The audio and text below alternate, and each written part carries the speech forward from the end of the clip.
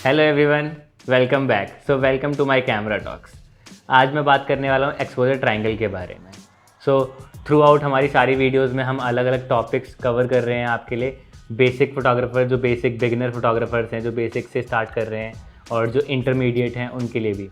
तो आज जो टॉपिक है वो इंटरमीडिएट फोटोग्राफर्स के लिए है कि एक्सपोजर ट्रायंगल क्या होता है। बहुत ज़्यादा प्रॉब्लम आती है जो बिगिनर फोटोग्राफर्स होते हैं। इंटरमीडिएट फोटोग्राफर्स को भी इन 3 एलिमेंट्स, जो एक्सपोजर ट्रायंगल में मेन 3 एलिमेंट्स हैं, उसको बैलेंस करने में काफ़ी प्रॉब्लम होती है। तो सबसे मेन पहला पॉइंट जो है हमारा वो है अपर्चर। ये कैमरा है, इस कैमरा में हमारा जो लेंस होता है, जैसे कि ये हमारा लेंस है, राइट। इस लेंस में आप देखेंगे कि एक अपर्चर, अभी मैं आपको दिखाता हूँ। ये देखिए, ये जो ओपनिंग है, राइट, आपको ओपनिंग दिख रही होगी। ये जो ओपनिंग है इसकी, इसमें ब्लेड्स होते हैं, राइट। देखो आप, ये यहाँ पे सबसे कम ओपनिंग है और ये धीरे धीरे बढ़ रही है। अपर्चर जो होता है हमारा एफ स्टॉप होता है। अगर आप अपने DSLR कैमरा में देखेंगे तो एफ लिखा होगा, उसके आगे अपर्चर एफ नंबर लिखा होगा। तो वो एफ नंबर जो होता है उसे हम अपर्चर बोलते हैं।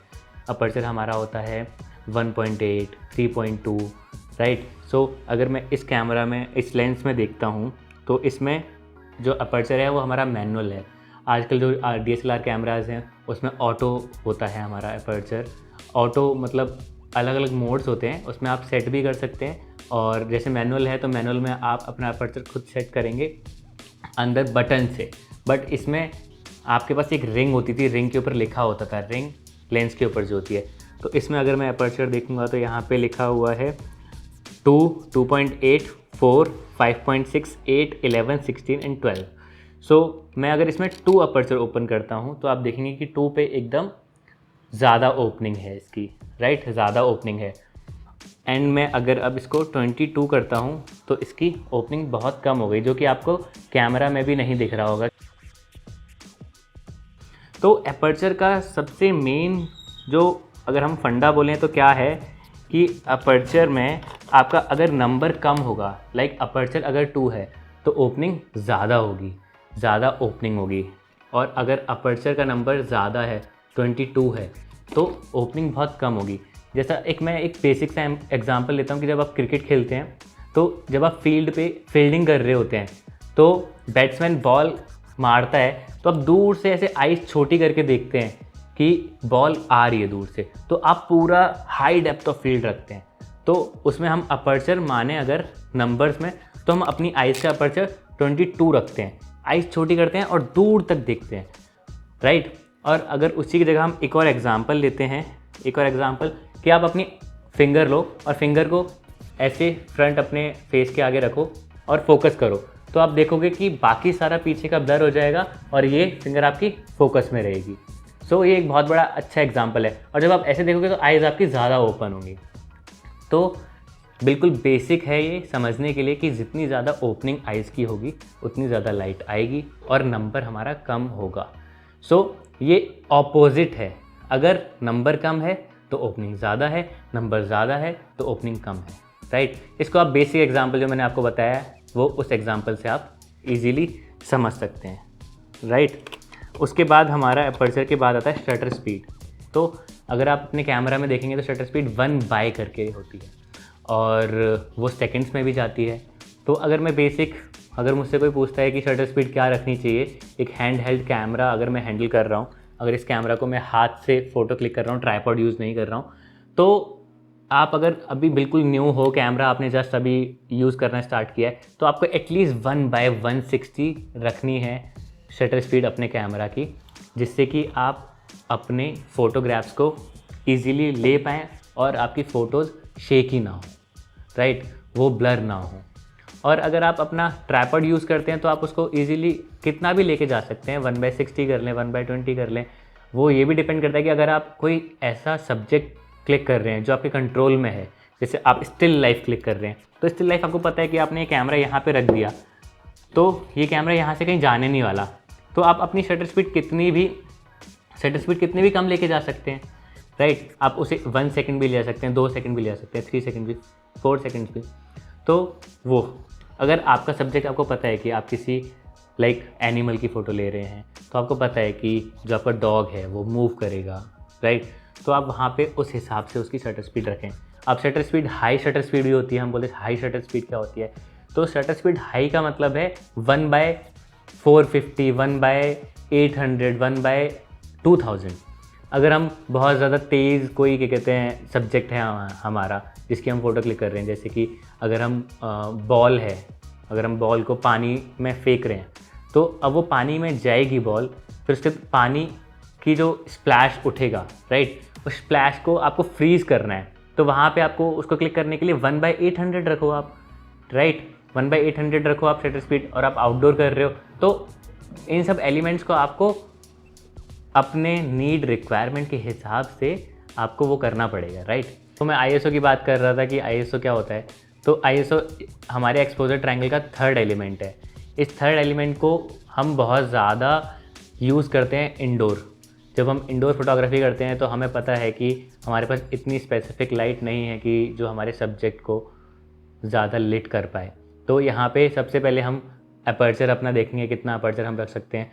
उसके बाद फिर हम अपर्चर के बाद हम शटर स्पीड देखेंगे। शटर स्पीड हमारे पास अगर ट्राइपॉड है, सब्जेक्ट हमारे कंट्रोल में है, तो हम शटर स्पीड उतनी रखेंगे जितनी हमारी कंट्रोल में चीज़ें हैं, राइट। और उसके बाद भी हमें लाइट नहीं मिलती है तो हम ISO पे जाएंगे। तो ISO हमारा जो होता है वो एक लाइट होती है जो हमारा कैमरा अपनी तरफ से हमारी इमेज को बूस्ट करने के लिए यूज़ करता है, राइट। तो ISO बेसिकली ये होता है कि जब आपके पिक्सल्स जो हैं, आपकी जो फोटोग्राफ है वो डार्क है, तो आप ISO इंक्रीज़ करेंगे तो आपका जो सेंसर होगा कैमरा का, वो सेंसर अपनी तरफ से एनर्जी देगा, राइट। तो आपके पिक्सल्स में लाइट आ जाएगी। तो अब अगर आप ISO बहुत ज़्यादा इंक्रीज़ करते हैं, जैसे कि 800 रखते हैं, तो कैमरा के सेंसर के ऊपर भी डिपेंड करता है कि कैमरा सेंसर कितना सेंसिटिव है। तो अगर आपका अच्छा कैमरा है तो आप अच्छे कैमरा में ISO ईजिली 1600, 3200 तक जा सकते हैं। अगर आप अपनी बेसिक कैमरा यूज़ करते हैं तो बेसिक कैमरा में आप 400, 800 तक रख सकते हैं। आउटडोर आपको ज़्यादा ज़रूरत पड़ती नहीं है, तो इंडोर में ISO का मेन यूज़ यही होता है कि आप अपने कैमरा से कितनी लाइट दे रहे हैं अपनी फ़ोटो में, राइट। ये एक बेसिक, बिल्कुल बेसिक है, राइट। और ISO की अगर फुल फॉर्म की बात करें तो इंटरनेशनल स्टैंडर्डाइज ऑर्गेनाइजेशन है, ठीक है, जो इसकी फुल फॉर्म है। बट इसका बेसिक जो लेमन यूज़ हम बोलते हैं वो यही है। तो एक्सपोजर ट्रायंगल के हमारे 3 एलिमेंट्स हो गए। एक मैंने आपको बताया अपर्चर, जो पुराने कैमराज में मैनुअल रिंग के थ्रू होता था। अभी भी कुछ बहुत से ऐसे लेंसेज होते हैं। फिल्म, अब अगर आप फोटोग्राफी के साथ साथ फिल्म मेकिंग भी करते हैं तो फिल्म मेकिंग में आप देखेंगे कि ऐसे बहुत सारे लेंसेज होते हैं जिसमें मैनुअली किया जाता है। तो फिल्म्स में जो लेंसेज यूज़ होते हैं वो मैनुअल होते हैं। और आपका अगर जो DSLR कैमरा है उसमें आप अंदर से f स्टॉप है, f स्टॉप जो आप कम करेंगे ज़्यादा करेंगे। मैंने जैसा बताया कि अगर आपका f नंबर 2 है तो ओपनिंग ज़्यादा है, और f नंबर ज़्यादा है मतलब नंबर्स में 22 है तो ओपनिंग कम है।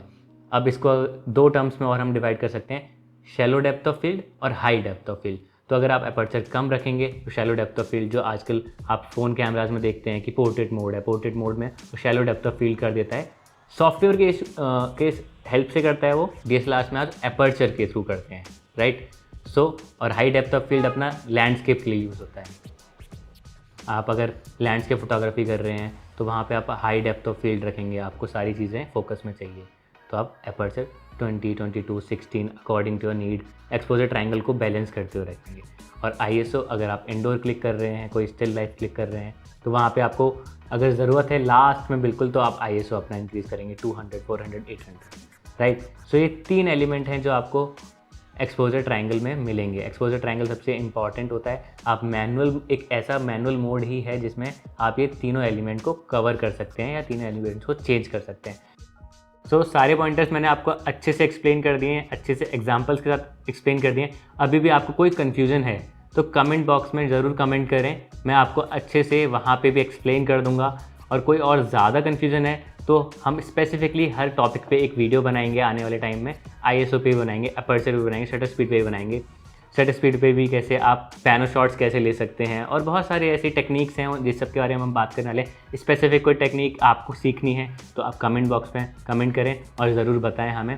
एंड सब्सक्राइब करना ना भूलें। और वीडियो, आई नो मैंने बहुत अच्छे एग्जाम्पल्स यूज़ करे हैं, तो वीडियो को लाइक ज़रूर करें, सब्सक्राइब करें एंड बेल आइकन दबाना ना भूलें। Thank you.